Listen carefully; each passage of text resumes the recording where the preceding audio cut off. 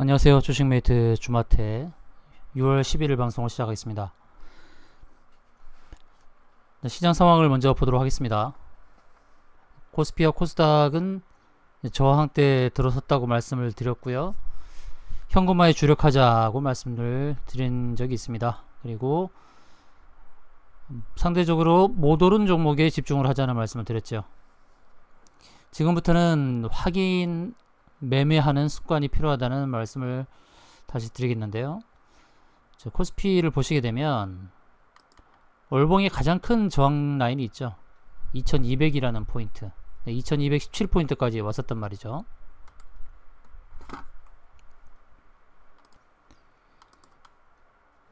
(2200이라는) 포인트는 상당히 강한 저항이 되겠습니다. 월봉상에서 이 저항을 부딪히고서 많이 밀릴 수도 있고, 아니면 이 저항을 넘어설 수도 있습니다.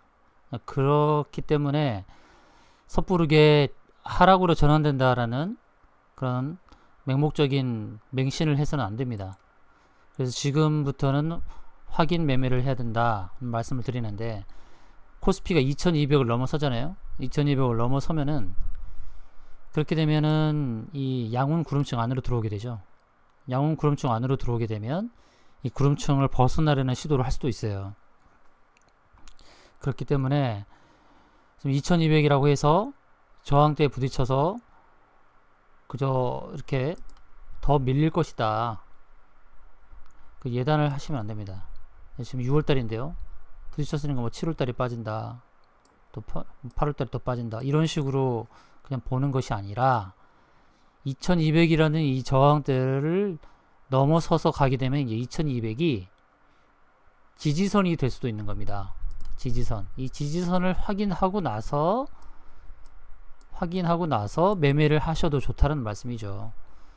그런 관점에서 말씀드린 것이지, 이제 조정이 크게 올 것이다 이렇게 보는 것은 또 아니라고 봅니다. 제가 이격을 좁히는 조정이 올 수도 있다라고 봤는데, 이격이라 함은 일봉에서 봤을 때는 21선 정도가 되겠죠. 이렇게 21선 정도까지 빠질 수도 있고, 아니면 이전에 21선을 터치한 것, 이것을 지지 삼아서 올라갈 수도 있는 것입니다. 5일선만 타고 계속 가는 거죠.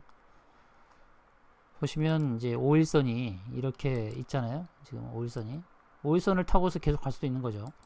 근데 중요한 건 월봉상에서 보이는 2200이라는 포인트를 넘어서서 안착을 해야 되는 거예요. 현재 2176이죠.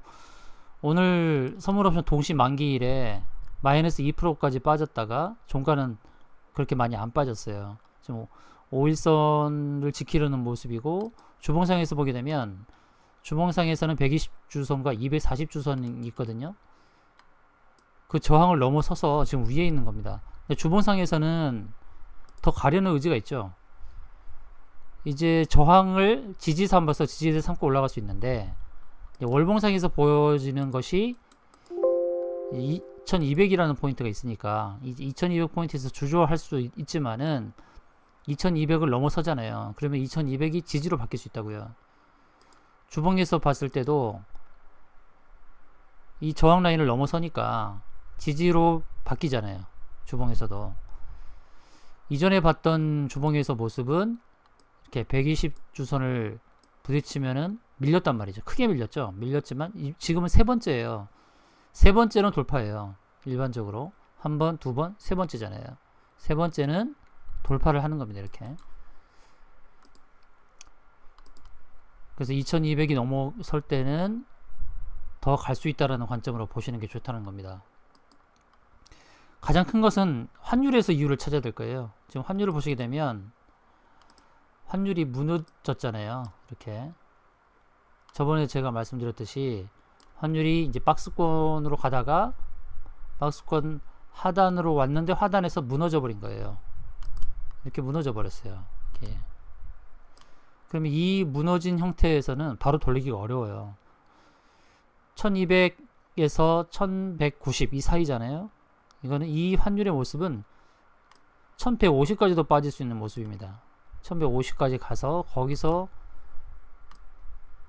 또 이런 파동을 그릴 수 있지 않을까. 지금 환율의 모습은 더 하락하는 모습입니다.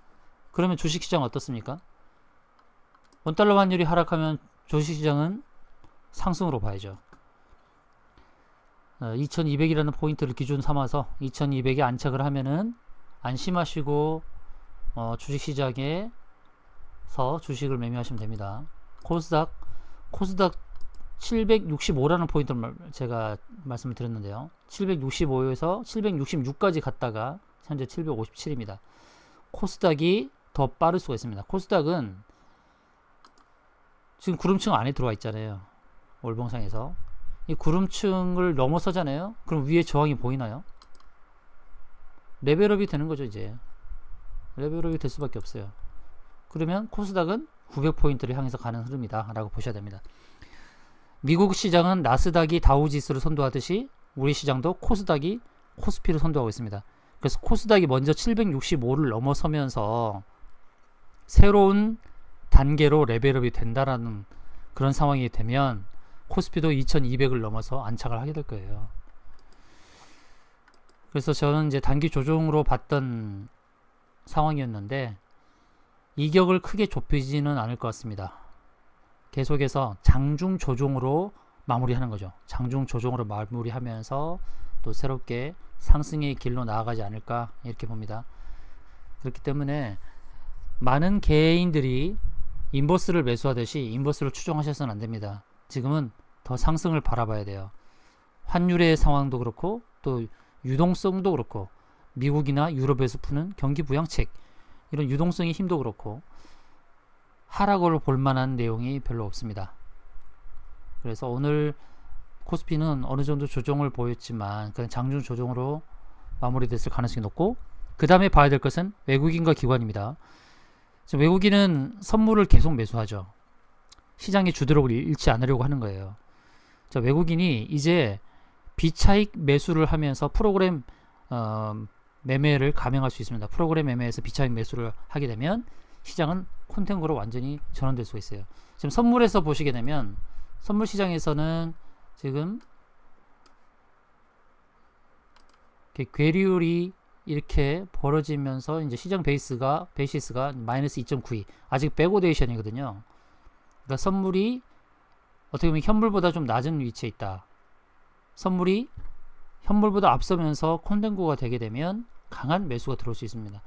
계속해서 콘탱고와 백오데이션이 왔다가 됐어요. 근데 이 시장 베이시스가 플러스로 돌아서는 것은 외국인의 비차익 매수가 관건이 될 거예요. 비차익 매수를 통해서 프로그램 매수가 강하게 들어오게 되면 이게 베이시스가 플러스로 바뀌면서 콘탱고로 전환이 되겠죠. 오늘은 선물 옵션 동시 만기일이었기 때문에 포지션 싸움이 있었던 걸 겁니다. 그래서 그 포지션 때문에 어느 정도 청산을 하면서 약간의 백오데이션이 됐지만 외국인이 이제 현물을 사들일 수 있는 상황이 될 수도 있다고 봐요. 계속해서 현물은 많이 매도하고 선물은 3조에서 4조 정도를 샀단 말이에요. 그러면 이 선물을 핸들링 하면서 이제 비워졌던 현물의 바스켓을 채울 가능성이 높아요. 이렇게 되면 베이시스가 콘탱고로 전환되면서 외국인의 매수가 강하게 들어올 수 있는 그런 상황이 되는 것입니다.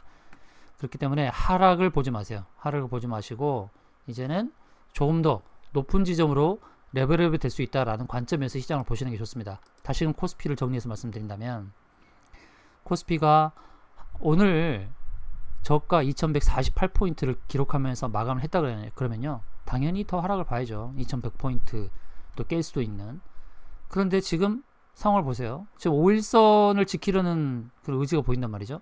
그래서 내일 시장에서 2185포인트 이상에서 마감을 하게 되면 위쪽으로 더 강하게 슈팅이 나올 수 있어요. 오늘의 저가인 2148을 깨면 2100포인트도 볼 수 있겠죠. 그래서 제가 확인 매매를 하라는 말씀을 자주 강조해서 드리는데 2200이라는 포인트를 보자는 거예요. 현재 2176인데 오늘 아까 조금 전에 말씀드렸듯이 오늘의 저가인 2148포인트를 깨고 내려가게 되면 2100이라는 포인트를 무너뜨리게 될 거예요. 그러면 그렇게 되면 거기는 또 매수 자리예요. 매수 자리. 2100도 매수 자리고 2200도 매수 자리라는 겁니다. 2100은 시장이 하락으로 꺾였을 때 지지할 수 있는 자리, 그래서 매수 포인트로 보는 거고, 또 시장이 상승으로 돌렸을 때 2200이라는 포인트가 지지선이 되면서 또 매수할 자리가 되는 겁니다. 2100도 매수, 2200도 매수 자리예요. 매도로 볼 자리가 없다는 겁니다. 확인 매매할 자리 제가 두 자리 말씀드렸어요. 코스피 2200 넘어가면 매수해서 더 레벨업 되는 것을 보시라는 거. 2100으로 빠지면 2100은 또 매수 자리가 된다는 것입니다. 이렇게 확인 매매하면서 진행하시면 될 것입니다. 시장은 그렇게 하락으로 볼 수 있는 것은 아니다. 상승을 바라볼 수 있는 상황이다 라는 것입니다. 이제 종목을 말씀드리겠습니다. 지금 말씀드리는 종목들은 다 바이오 종목이에요. 왜 바이오 종목을 말씀드리냐면 아직 바이오에서 상승이 끝나지 않았다는 겁니다. 왜 바이오 종목에서 상승이 계속 나옵니까? 코로나19가 바이오에 대한 식견을 다르게 한 거죠. 이제 코로나로 인해서 바이러스가 퍼져버리게 되면, 전염병이 퍼져버리게 되면 산업 전체로 마비가 되지만 결과적으로는 이 바이러스를 치료하는 이 바이오가 핵심이구나.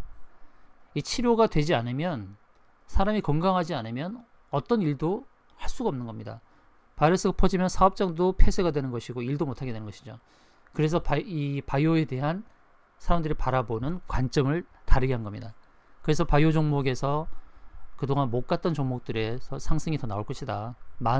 크게 상승했던 종목들보다는 이제는 덜 간 종목에 대해서 관심을 가져야 될 때입니다. 첫 번째 종목, 이제 한스바이오 메드라는 종목입니다. 한스바이오 메드. 현재 22,250원인데요. 24,100원 부근까지는 볼 수 있습니다. 24,100원 부근까지. 오늘 장중에는 8%까지 상승을 했었죠. 24,100원까지 볼 수 있는 종목입니다. 한스바이오메드.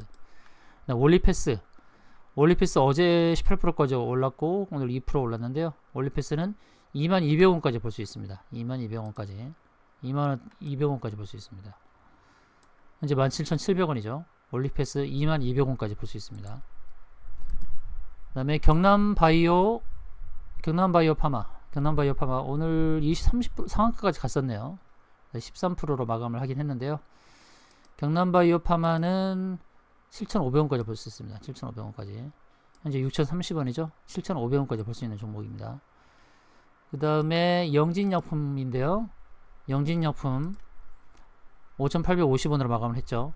영진약품은 6,150원까지 볼 수 있습니다. 6,150원. 거의 다 왔네요. 6,150원까지.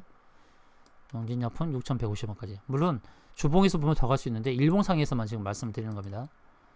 다음은 루트로닉이라는 종목인데 오늘 장중에는 16%까지 올랐었네요. 루트로닉은 9,380원까지 볼 수 있습니다. 9,380원까지 바라볼 수 있습니다. 루트로닉 9,380원. 다음부터는 이제 주봉으로 보셔야 될 거예요. 일봉상에서는 이렇게 저항대를 벗겼는데 넘어섰는데 주봉에서는 아직 더 갈 자리가 남아있는 DHP 코리아 이 회사도 제약바이오 종목이고요. 9,200원까지 바라볼 수 있습니다. 9,200원까지 주봉에서 볼 수 있는 저항대니까 9,200원까지 볼 수 있고, 다음은 메디프론이라는 종목입니다. 메디프론 4,175원인데요 4,900원까지 볼 수 있습니다. 4,900원까지 메디프론 4,900원. 여기는 강력한 저항이겠네요. 일목균형표 저항이면서 동시에 240주선의 저항. 그 다음 바라볼 수 있는 종목은 녹십자셀입니다. 녹십자셀은 어디까지 볼 수 있느냐, 56,000원까지 볼 수 있습니다. 56,000원까지 56,000원 이 자리까지 주봉에서 보는 겁니다. 주봉에서 현재 45,600원. 그런데 56,000원까지 볼 수 있는 종목. 다음은 파맵신, 이중항체 관련된 종목. 파맵신은 6만원까지 볼 수 있겠네요. 43,000원 43,000원대인데 6만원까지 볼 수 있는 종목 파맵신. 그 다음은 유틸렉스라는 종목인데요. 유틸렉스는 96,000원까지 바라볼 수 있겠습니다. 현재 75,400원 96,000원까지 바라볼 수 있는 종목들입니다. 제약바이오 업종에서 크게 상승하지 못했던 종목 10종목을 소개해드렸습니다. 한스바이오메드, 올리패스, 경남바이오파마, 영진약품, 루트로닉. 다음부터는 주봉에서 볼 수 있는 종목들 DHP 코리아, 메디프론, 녹십자셀, 파맵신, 유틸렉스, 이렇게 10종목을 소개하고 오늘 방송을 마치도록 하겠습니다.